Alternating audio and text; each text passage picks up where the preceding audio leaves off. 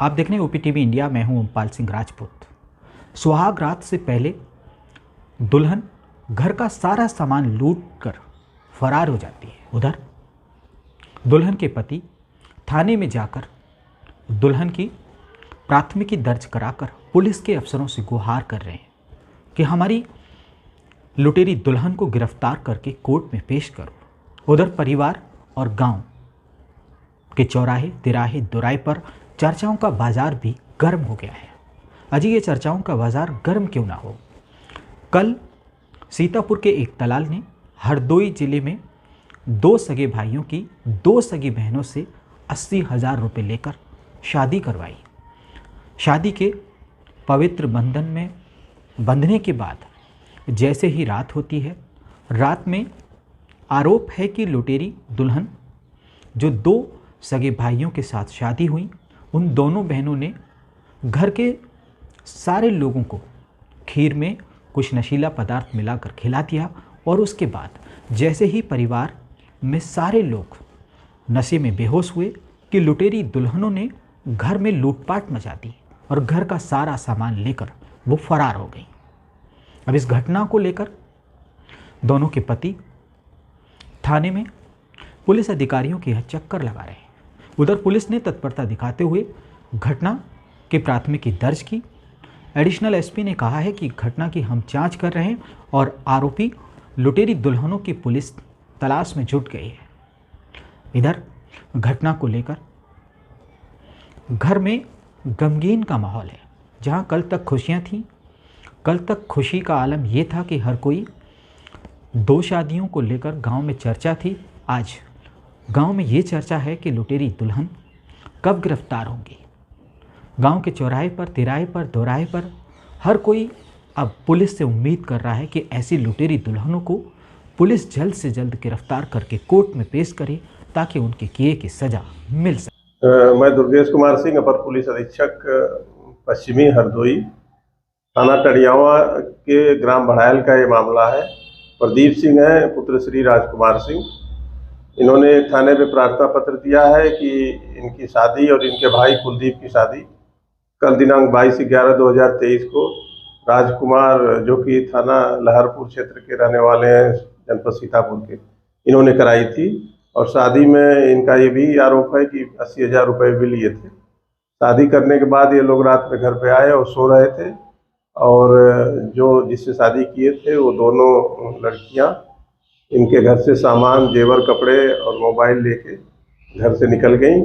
और इनका ये भी आरोप है कि उन्होंने खाने में नींद की गोलियां दी थी, इसलिए हम लोग सो गए थे। इस पर जाँच करके आवश्यक विधिक कार्रवाई की जा रही है। सर, हम दिल्ली में काम करते हैं, सूटकेस का ताला बनाते हैं वहाँ पे। और यहाँ लड़कियों से कांटेक्ट हुआ, मतलब सीतापुर से। उन्होंने कहा हम आपके लड़कों की शादी करवा देंगे। मेरी माँ से बात हुई, उन्होंने कहा आप आइए, हम आपकी लड़कों की शादी करवा देंगे, मतलब इतना इतना पैसा लगेगा, 80,000 रुपये मतलब बात हुई। तो उन लड़कों लाया तो शादी यहाँ की, और दलाल भी आया और एक रात रुका भी। उसके सुबह दूसरे दिन शादी हुई शाम को। फिर सुबह के रात में जहर वहर दे के, मतलब उसमें नशीला पदार्थ दिया, फिर उसमें सुबह वो फरार हो गए सामान लेकर। कितने लोगों की शादी वगैरह हुई? मेरे भाई की थी और मेरी थी। क्या लड़कियों के बारे में क्या क्या बताया उन्होंने? मुझे उनके बारे में ज़्यादा कुछ नहीं बताया, ना इनका कोई प्रूफ था लड़कियों का। तो आपने देखा किस तरह से दो सगी बहनें जिन्होंने दो सगे भाइयों से 24 घंटे पहले शादी की, शादी के बंधन में बंधने की कसम खाई, अग्नि के समक्ष 7 फेरे लिए गए, 7 जन्म साथ रहने की कसम खाई, लेकिन कुछ घंटों में अपने पति के साथ लूटपाट करके दोनों ही लुटेरी दुल्हन घर से फरार हो गई। लोगों को जागरूक होने की ज़रूरत है।